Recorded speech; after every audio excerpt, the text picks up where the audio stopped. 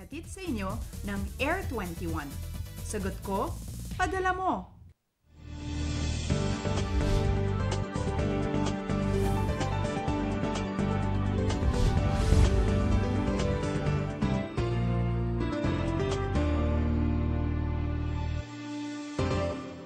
Magandang umaga Pilipinas, maayong buntag mga Cebuano para naman sa mga taga Davao dyan, madayong nga buntag sa kaninyong tanan.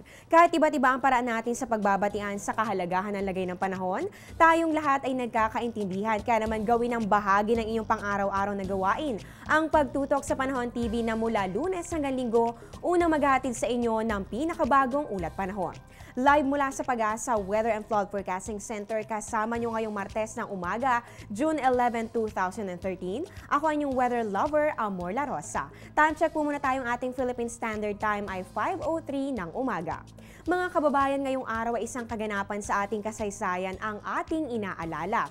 Noong June 11, 1898, nagtanghal po si Julian Felipe kay General Emilio Aguinaldo para sa unang bersyon ng ating pambansang awit ng Pilipinas. O ayan po, tandaan po natin ang petsang ito, lalo na po at bukas ay araw na ng kalayaan, dapat marami tayong bagong kaalaman sa ating kasaysayan. Ngayon naman para hatid na po sa atin ang nilalaman ng 5 AM weather forecast na inilabas po ng Pag-asa. Baka kasama natin si weather forecaster Buddy Javier. Good morning, Mr. Javier.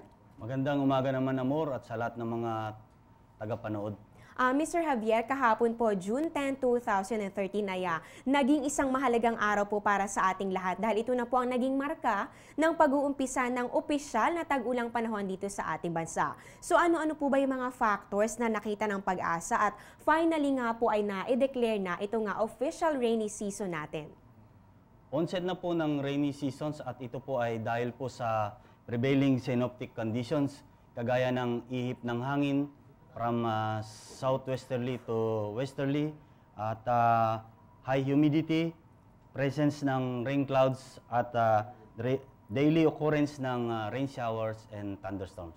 Mr. Javier, dahil nga po tag-ulan na, bukod po sa mga pagbuhos ng mga pag-ulan na ating inaasahan, ano-ano po ba yung mga pagbabago pa na pwedeng maranasan ng ating mga kababayan? Ngayong official na po ang rainy season dito sa ating bansa, yan po in terms of duration and distribution of rainfall. Siyempre po yung ating temperatura, lalamig na po ba ang ating panahon? At ito rin po mga sea condition natin, as early as now po ba, meron na po tayong gale warning? At siyempre ito po mga iiral din po ng mga kahanginan dito sa ating kapuluan. Sa buong buwan ng June, ang rainfall distribution ay mas concentrated po dito po sa western section ng ating bansa. At ang sea condition naman natin, posible pong magkakaroon ng gale warning dito pa rin po sa western section ng ating bansa at yung temperatura po natin bababa po. At ang tropical cyclone naman natin, posible po na from 2 to 3. At ang in terms naman po sa wind condition, ang wind condition po natin from southwesterly po. Ayan po, patuloy po natin i-monitor ang mga pagbabagong ito na inaasahan ngayong buwan ng Hunyo. Mr. Javier, nitong mga nakarang araw po ay tayo patuloy na nagbantay dito sa lagay ni Bagyong Dante, no? So sa mga oras sa ito po ba, nasaan na po itong si Bagyong Dante? Nakalabas sa po ba ito ng ating Philippine Area of Responsibility? Actually, kagabi pa po, nakalabas na po sa Philippine Area of Responsibility ang bagyong si Dante. At sa ngayon po, nasa layong 710 kilometers east ng Okinawa, Japan. At ito po ay tinatayang kumikilos north-northeast sa bilis na 25 kilometers per hour po. Ayan, magandang balita po yan para sa ating lahat dahil ngayon po wala na pong kahit na anong bagyong umiiral ngayon sa ating Philippine Area of Responsibility. At dahil po dyan, ano naman po magiging lagay ng ating panahon ngayong araw ng Martes? Makakaranas po ba tayo ng improvement dito sa ating panahon? Sa ngayon po, ang Mimaropa dito po sa Calabarzon, Kabikulan, dito po sa bandang Kabisayan, ang mga lalawigan ng Bataan, Zambales, Pangasinan ay makakaranas ng mahina hanggang sa katamtaman pagulan o pagkidlat, pagkulog. Samantala dito naman po sa Metro Manila at yung dito po sa Mindanao area ay makakaranas ng bagyang maulap hanggang sa maulap na may pulupulong pagulan o pagkidlat, pagkulog, lalo na po sa dakong hapon o gabi. Ayan po, alam na po natin, nabigyan na po tayo ng ideya sa magiging lagay ng ating panahon ngayong araw. Pero Mr. Javier, kahapon po kasi kahit po umaga pa lamang, ay nakaranas na po ng mga pagbuhos ng pag-ulan ng ilang bahagi, lalong-lalo na po dito sa Metro Manila. So ayon naman po sa Pag-asa, wala naman pong naging direktang epekto itong si Bagyong Dante sa ating kapuluan. Pero bakit po ganon? Kahit po umaga pa lamang ay sinalubong na kagad tayo ng maulang panahon. Ang kadahilanan po ay dahil po sa habagat o kaya yung southwest monsoon na pinag-ibayo ng bagyong si Dante. Although ito po ay papalayo siya. At ito po ay nagdudulot ng mga malalakas na mga pagulan. Maaari po ba itong maulit ngayong araw para po sa ating mga kababayan na nag-aalala kung ganito rin po yung mararanasan natin sa mga susunod na mga oras? Opo, posible po. At ito po ay mangyayari po dito po sa western section ng ating bansa po.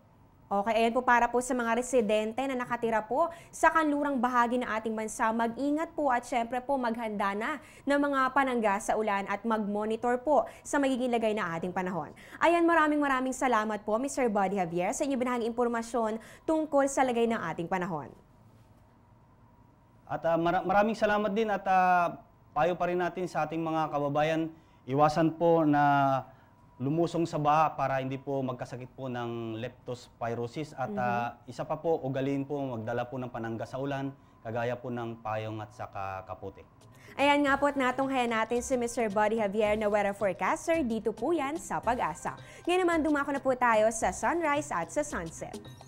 Sisikat po ang araw mamayang 5:26 a.m. at lulubog naman ito 6:25 p.m.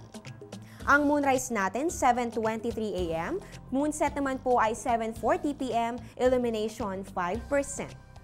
Para naman po sa ating face of the moon, sa darating po na June 17, yan po ay sa ganap na 1:24 a.m. magkakaroon po tayo ng first quarter moon.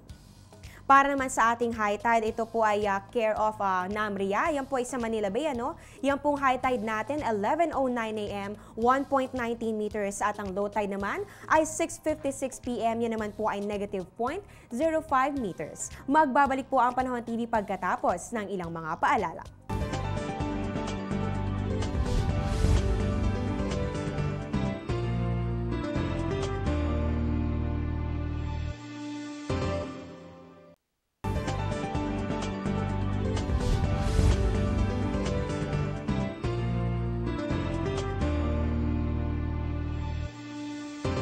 Welcome back po sa Panahon TV. Sa puntong ito naman, alamin na natin ang agwat ng temperatura na inaasahan sa iba't ibang bahagi ng Luzon, Visayas at Mindanao.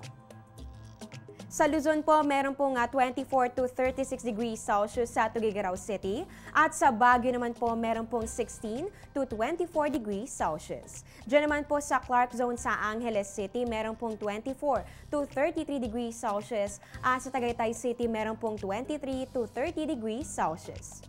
Sa Visayas naman tayo, dyan po sa Tacloban, pinakamataas na po na merong 25 to 31 degrees Celsius. At dyan naman po sa may Metro Cebu, Iloilo at Bacolod, meron pong 24 to 31 degrees Celsius. Sa Mindanao naman po tayo, dyan po sa may Zamboanga, meron pong 25 to 32 degrees Celsius. At dyan naman po sa Metro Davao, may 24 to 31 degrees Celsius. Ngayon naman, dumako naman tayo sa agwat ng temperatura sa selected areas ng bansa. Diyan po sa Cabanatuan City, meron pong 25 to 35 degrees Celsius.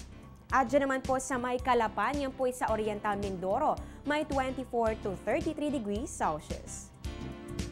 Diyan naman po sa may Dipolog, yan po sa may Zamboanga, may 25 to 33 degrees Celsius. At dito naman po sa Kidapawan sa North Cotabato, may 24 to 32 degrees Celsius. Ano nga ba ang mga dapat nating malaman tungkol sa sakit na cholera? Alamin yan dito sa Sigla.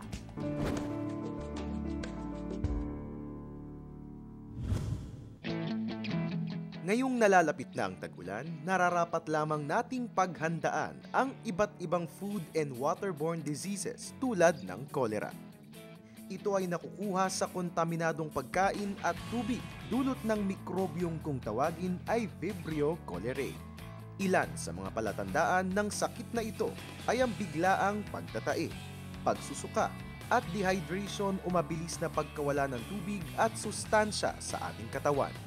Upang malunasan ito, maaaring uminom ng Oresol o kaya'y magtimpla ng 1 litrong tubig na may 1 kutsaritang asin at 4 na kutsaritang asukal. Kung patuloy pa rin ang pagtatae, magpakonsulta sa doktor dahil maaaring malubha na ang kalagayan ng may sakit. At para masigurong ligtas ang inuming tubig, pakuluan ito ng 3 minuto. Hugasan at lutuing mabuti ang mga pagkain. Takpan ng pagkain kung ito'y iiwan upang hindi puntahan ng mga insekto at daga. Ugaliing maghugas ng kamay pagkatapos gumamit ng kubeta at bago kumain. At panatilihing malinis ang kubeta upang maiwasan ang pamamahay ng iba't ibang mikrobyo dito. Ang kolera ay isang seryosong sakit dahil ito'y maaaring makamatay. Tandaan na ang kalinisan ang susi sa isang malusog na pangangatawan.